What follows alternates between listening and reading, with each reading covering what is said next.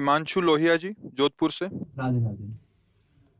परम पूजनीय महाराज जी, आपको सादर प्रणाम। महाराज जी, मैं आपका सत्संग काफी समय से सुन रहा हूँ। महाराज जी, मुझे मेरे क्रोध पर निरंतर नहीं रहता। मैं हमेशा सबकी मदद करता हूँ, या ये कहूँ कि लोग हमेशा मेरा फायदा उठाते हैं। पहली बात तो आप अहंकार के बैठे हो कि मैं सबकी मदद करता हूँ। तुम में है क्या जो तुम मदद कर सकते हो? क्या है तुम में मदद कर सकते हो? न तुम्हारे में बुद्धि है, न बल है, न इतने बड़े धनी हो, कुबेर का खजाना तो है नहीं, और बुद्धिमान ब्रह्मा वाली बुद्धि तो है नहीं। तो आप क्या मदद कर सकते हो किसी की? क्या मदद कर सकते हो? व्यर्थ का अभिमान क्यों रखते हो? भगवान कृपा करके यदि किसी को एक लोटा पानी तुमसे पिलवा रहे हैं तो इस बात को ऐसे क्यों नहीं देखते हो कि भगवान कृपा करके इन रूपों में मेरी सेवा स्वीकार कर रहे हैं, मैं मदद। इसीलिए तो तुम्हें क्रोध आ रहा है, क्योंकि कामा संजायते क्रोधा, क्रोधा स्मृति विभ्रमा, स्मृति भ्रंशात बुद्धिनाशो, बुद्धिनाशात प्रणश्यति। तुम ये कामना किए बैठे हो कि मैं दूसरों की सेवा करता हूं और दूसरे मेरी बात नहीं मानते, मेरी ये सेवा नहीं हुई। तुम उनसे सम्मान चाहते हो। हमने तुमको पानी पिलाया, तुम्हें प्रणाम करो, हमारी बात मानो, हमारे अनुकूल चलो। इसे सेवा थोड़ी कहते हैं। सेवा कहते हैं नेकी कर दरिया में डाल। सेवा कर दी, अब तुम गाली भी दोगे तो हमें स्वीकार है। तुमने जल पी लिया, आनंद से तुम मस्त रहो, हमें गाली दोगे कोई परेशानी नहीं। इसे कहते हैं सेवा। सेवा करके सामने वाले को झुकाने की बात आना, उसे सेवा नहीं कहते। पहली बात, गलत हो आप, तभी आपके अंदर क्रोध आता है। यदि आप गलत नहीं होगे तो आपके अंदर क्रोध नहीं आएगा। कामा संजायते क्रोधा, कामना है तभी क्रोध का प्रादुर्भाव होता है। क्या कामना है? कि हमने तुम्हारा सहयोग किया, हमने तुम्हारा हित किया, और तुम हमारा बुरा करते हो तो क्रोध आ जाएगा। अगर तुम हित कर रहे हो तो तुम्हारा बुरा कौन कर सकता है त्रिभुवन में? किसी की ताकत नहीं। हमारा कर्म ही बुरा हमारे सामने आता है। जैसे हम अभी वर्तमान में वो पाप नहीं किए जिसमें हमारे ऊपर ब्लेम लगाया गया है। इस समय तुम बिल्कुल निर्दोष हो, लेकिन वो दोष जो तुमने गुप्त रूप से किया तुम्हें बख्शेगा नहीं। तुम लाख जगह रो, लाख जगह तुम प्रार्थना करो, वो तुम्हें दंड दे के रहेगा। कर्म बड़ा बलवान होता है। तो पहली बात तो ये छोड़ो कि आप किसी का हित करते हो। बात ये सोचो कि भगवान कृपा करके हमसे हित करा रहे हैं, और किसका? वही इन रूपों में आ रहे हैं। आप उनको मनुष्य समझकर, अपने को बड़ा समझकर, फिर दोष हो जाएगा। शास्त्र की बात मानो। भगवान कह रहे हैं मैत्रः करुण एव च, लेकिन निर्ममो निरहंकारा। सबसे मित्रवत व्यवहार करो, ममता न करो, सबको सुख प्रदान करो, लेकिन अहंकार न करो। ये अहंकार ही तो क्रोध रूप में परिणित हो रहा है भैया। दोष को खुद पकड़े हुए हो, दूसरों पे दोष देखते हो, कैसे सुधार होगा? बात समझो, यहां मुंह छुपरी बात नहीं होगी। तस्मात् शास्त्रम प्रमाणम ते कार्याकार्यो व्यवस्थित हो। सही बात सुनने के लिए भी छाती में बल चाहिए। बोलने की तो बात जाने दो, सही बात सुनने के लिए हमारे अंदर बल चाहिए। अगर तुम इस बात को सुन ले, समझ गए, तो तुम गृहस्थ में रहते हुए भी महाशक्तिशाली बन सकते हो। पर आज हम क्या है कि शक्ति खुद अपनी खो रहे हैं, इसीलिए क्रोधित हो रहे हैं। कमजोर क्रोधित होता है, बलवान क्षमावान होता है। बलवान क्रोधित नहीं होता है, कमजोर को क्रोध आता है, कामना युक्त को क्रोध आता है। हम दूसरे का हित कर रहे हैं, ये अहंकार है। हम एक यंत्र हैं, भगवान यंत्री हैं, वो जैसा हमसे करवा रहे वैसा हो रहा है। हमें ये भावना रखनी है, हम करने लायक हैं। एक श्वास भी नहीं ले सकते इस तरह में, ऐसे भी नहीं कर सकते। अगर वहां से ऑफ हो जाए तो तुम एक श्वास नहीं ले सकते, फिर क्या होगा? एक कदम नहीं चल सकते, फिर क्या होगा? तो बात समझिए, आपसे जो करवाया जा रहा है वो प्रभु श्री हरि कर रहे हैं। इसी भाव से जब हम चलेंगे तो हमारे कभी गुस्सा नहीं आएगा, कभी गुस्सा नहीं आएगा। आप समझ पा रहे हैं? मृगलोचनी शरण जी, महाराज जी, शास्त्रों में वर्णन आता है और आपके श्रीमुख से भी सुना है, भावातीतम त्रिगुण रहितम सद्गुरुम तम नमामि। यहाँ भावातीतम है सद्गुरुदेव, किंतु पंच भौतिक स्वरूप तो भाव में ही आ जाता है। फिर भावातीतम स्वरूप कौन सा है जिनका वर्णन यहाँ किया गया है? हमारे भगवान ही त्रिगुण रूप से विराजमान हैं, पर जीव की दृष्टि त्रिगुणात्मिका माया के भोक्ता भाव में होने के कारण भगवान पर दृष्टि नहीं जाती। इसलिए वो कर्म बंधन से युक्त होकर दुर्गति को प्राप्त होता है। वस्तुतः भगवान ही त्रिगुण बने हुए हैं। पंचभूत, मन, बुद्धि और अहंकार, ये अष्टधा प्रकृति है। ये अध्यात्म मार्ग है, अष्टधा प्रकृति है। और जीव भगवान का चैतन्य अंश है। हर जीव भगवान का चैतन्य अंश है। चैतन्य अंश मतलब भगवान ही उस रूप में है। पूर्ण परब्रह्म परमात्म तत्व का अंश परमात्म तत्व ही है। तो अब हम जब गुरुदेव भगवान को देख रहे हैं तो हमारी दृष्टि त्रिगुणात्मिका माया से आवृत है। तो हम गुरुदेव भगवान के मायाकृत रूप को देख रहे हैं और उसी पर भाव कर रहे हैं। पर इससे काम नहीं बनेगा, इससे नहीं बनेगा। क्यों? ये एक देशी है, ये नाशवान है, आज नहीं कल नहीं, इसका कोई टिकाऊ स्वरूप नहीं है। ये आज ऐसा, कल और विकृत होगा, परसों नष्ट हो जाएगा। ये पीछे नहीं था, बाद में नहीं रहेगा, अभी बीच में केवल भास रहा है। केवल भाव को समझने के लिए ये रूप है। बकाया जो रूप सच्चिदानंदमय गुरुदेव का है वो अखंड मंडलाकारम व्याप्तम, ये व्याप्त तो नहीं है ना, ये तो पांच भौतिक है ना। तो इसे केवल भाव हमें समझना है। भाव जीव ही समझे तो सत्य रूप का हमें दर्शन हो जाएगा, जिसको कहा गया ब्रह्मानंदम परम सुखदम केवलम ज्ञान मूर्तिम द्वंद्वातीतम गगन सदसम तत्वमस्यादि लक्ष्यम एकम नित्यम विमलमचलम सर्वधि साक्षिभूतम भावातीतम त्रिगुण रहितम सदगुरुम तम नमामि। वो त्रिगुण माया के अतीत परम तत्व गुरुदेव हैं, पर उनको नहीं देख सकते आप। तो क्या करें? गुरुदेव ने कृपा करके त्रिगुण माया का ही रूप धारण कर लिया।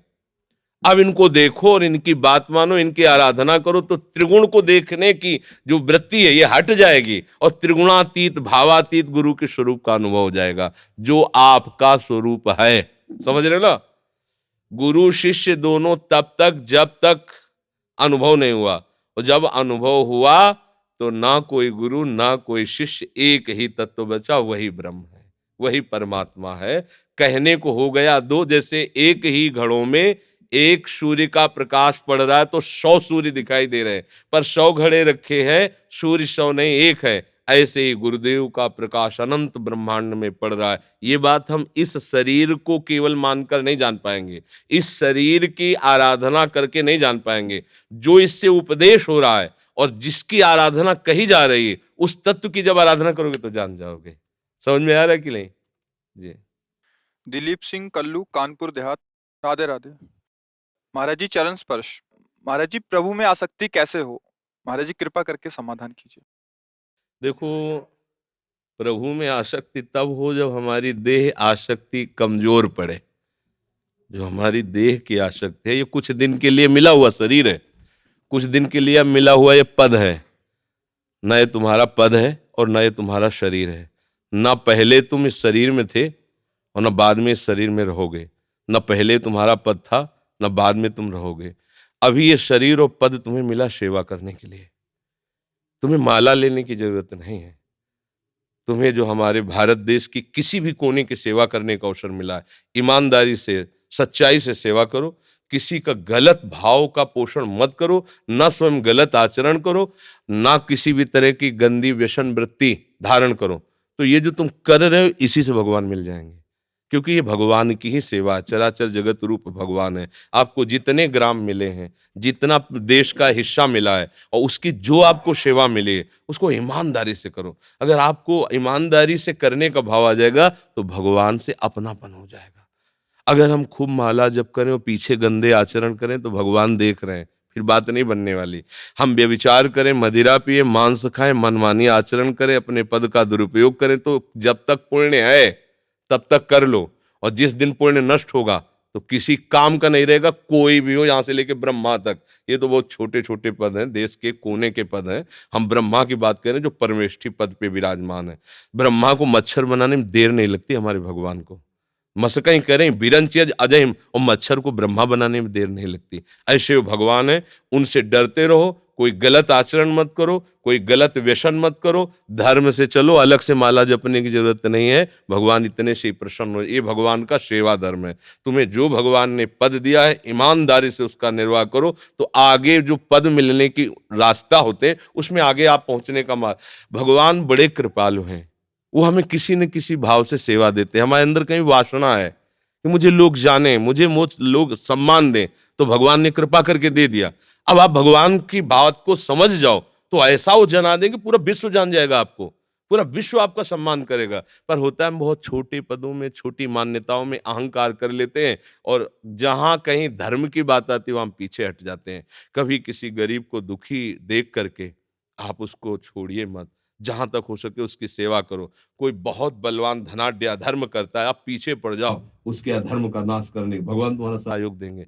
तुम्हें आगे के पद की संभावना बन जाएगी, तुम आगे उन्नति के मार्ग में चले जाओगे। पर होता क्या है, हम लोग गलती कर देते हैं। जहां हमें कोई पद मिलता है, प्रभुता पाहि जाहि मद नाही, को नर अस जन्मा जग माहि, फिर हमारे द्वारा ऐसी गलतियां होने लगती, जो हमें मिला वो भी हमारा छूट जाता है।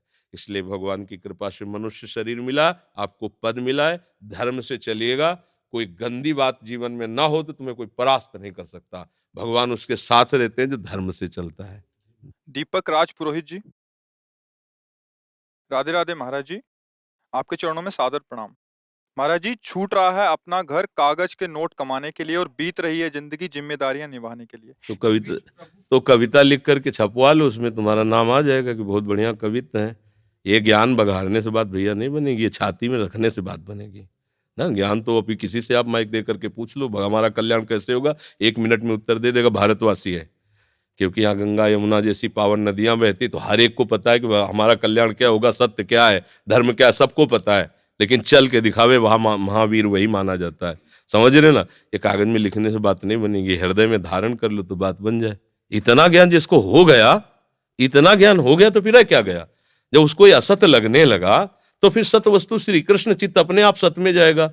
हम अभी ये सुंदर खीर बना के और उसमें थोड़ा जहर मिला दें और आपसे कहें कि इसमें थोड़ा जहर मिला, खा लो, आप खाओगे क्या? नहीं खाओगे, क्योंकि आपको पता चल गया इसमें जहर है।